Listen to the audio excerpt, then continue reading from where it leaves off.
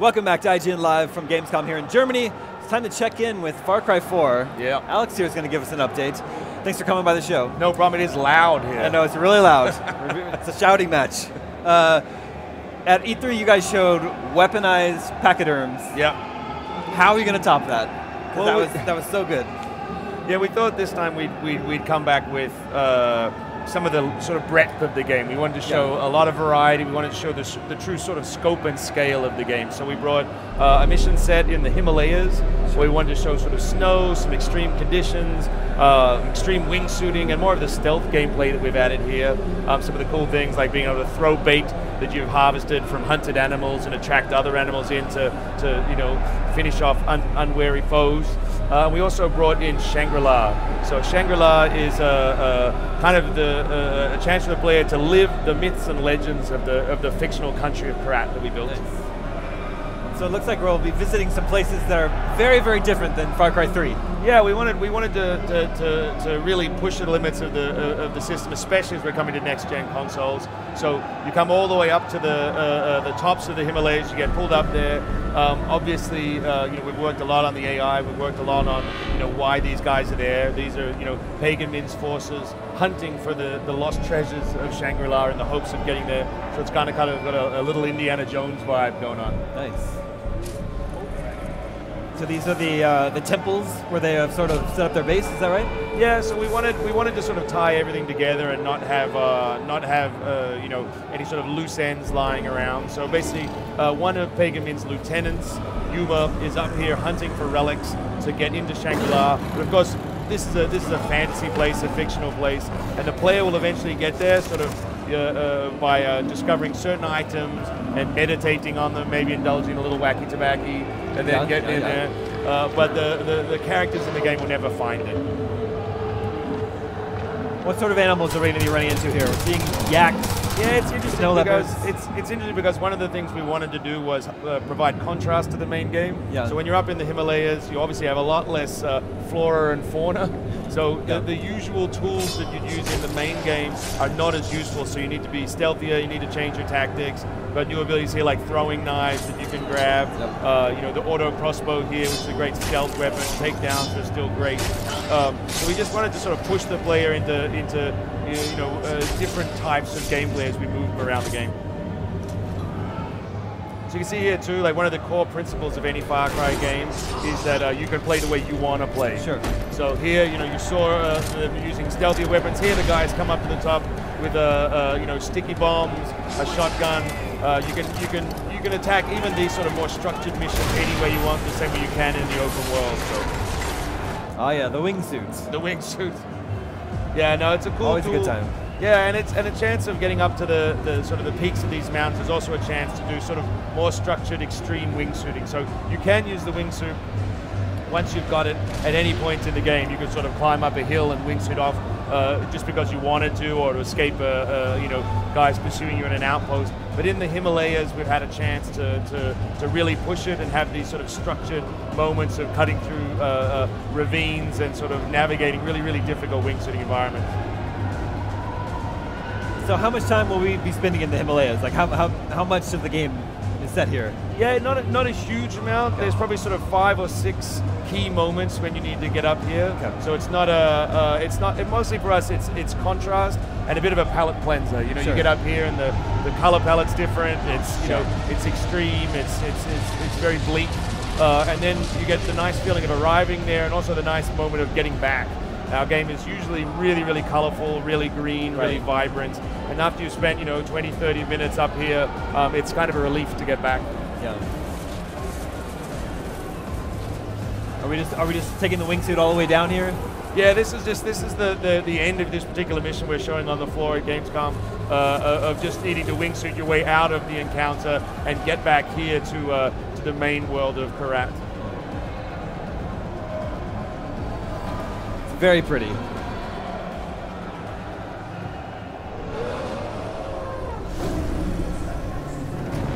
So that's a look at the Himalayas, but that's not the only piece that you're showing us today, right? There's no.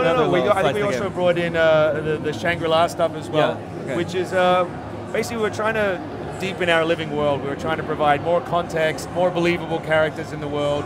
And so we've invented a country, and we wanted it to be more than just the architecture. So we wrote sort of a fake religion for them, and then we wrote fake myths and legends. Sure. And this is mostly to inform the art. So, if we're going to have you exploring a temple in the main game, we want it to feel like a real place. We want it to be grounded. If people are going to use the names of gods or the names of things, we want them to be consistent. And once we'd written it all, we thought, well, this is kind of fun. Wouldn't it be more fun to actually allow the player to go there? So, as I said earlier, if you find these tanka pieces, which are kind of weavings that tell the story of Shangri-La, and you meditate on them, you can actually go into and relive the legend of Kalinag, who was a warrior who freed the Bells of Enlightenment in Shangri-La, and bring skills from that learning back to the main game. I see. Cool. And again, it's a chance to do something radically different. It's fun and very grounded to have real-world enemies and a believable world. Sure. But sometimes I just love to make a shooter, a complete fantasy shooter. So this was the way you couldn't make a game. You remember Hexen? Oh yeah, for sure. You could, all those games these days you couldn't really make as a $60 AAA product. It's a tough sell to make those games, but we can every now and again squeeze a chunk of that fun and sort of hide it in the bigger game of Far Cry 4. Sure. I think, do you like to say that the environment is the main character in Far Cry? Always, like the living world, really. The main character is the player, and the world is the best character. The environment is the key to the story, and we really think of it as a place where we put in the tools and the toys and the opportunities and the challenges, and our goal is to let players tell themselves a story as much as it is for them to play through our story. What are we seeing here? So you're seeing some of these, as you explore Shangri-La, you'll find, and there's a narrator setting the scene for you. You'll find the bodies of previous explorers as they tried to free the Bells of Enlightenment. So you're learning about the world of Karat, you're learning about their history by playing through it. So you see the different sort of enemy types here. The basic idea is that this area has been polluted, the Bells have been constrained, it's been overrun by these demonic characters, and by freeing the Bells and wiping them out, you slowly bring peace back to the land.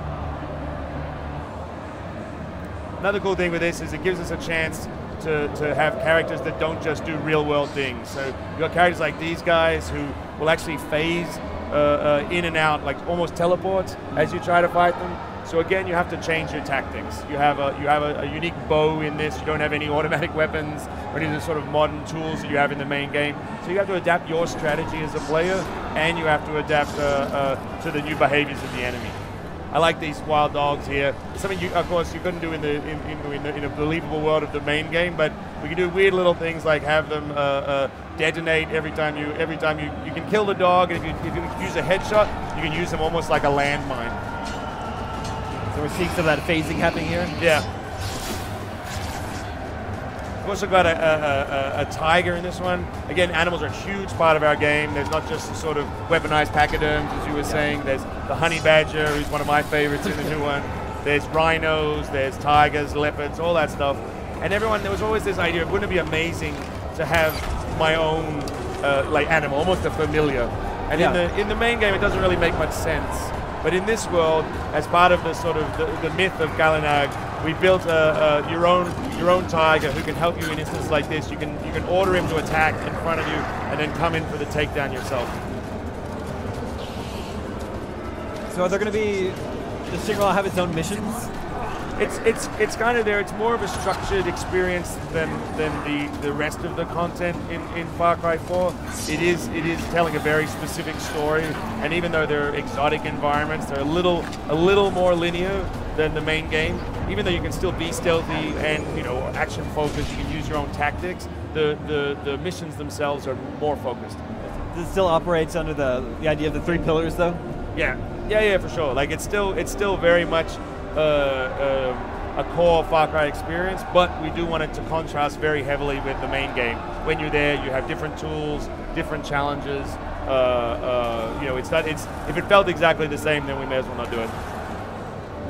So clearing outposts is one of my favorite things to do in Far Cry 3. Mm-hmm. Is that part of Himalayas or Shangri-La, or is that relegated to the main game? Some people felt that the Himalayan mission felt a little bit like an outpost. So I think that some of that gameplay flavor is inescapable. You know what I mean? Like when it's a group of enemies in a focused area. But yeah, no, outposts are very much a big feature of the main game in the open world, not so much the sort of narrative structure of the game. Yeah, well now you have fortresses even, right?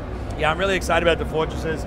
It's basically, you know, an outpost taken up several notches, highly defended. There's one fortress per antagonist. So there's basically 4 key antagonists in the game that work for Pagan Men, and each one has their own fortress, and they have a different flavor. Hopefully they provide a huge challenge for the player. And we're hoping that it encourages you to go away, reskill, or even invite your buddy into the game in co-op. Alex, thank you so much for coming by the show. Thanks so much. Far Cry 4, I think it looks awesome. It's out, what, November 18th? 18th? Not long. I think a good pre-order bonus would have been if it came with like a cryo chamber, so then I could just go to sleep and wait for the game to come out. Yeah, we go. Thanks again. The game looks awesome. Cheers, buddy. Stay tuned. We'll be back right after these messages with more IGN Live from Gamescom, brought to you by Dead Island 2.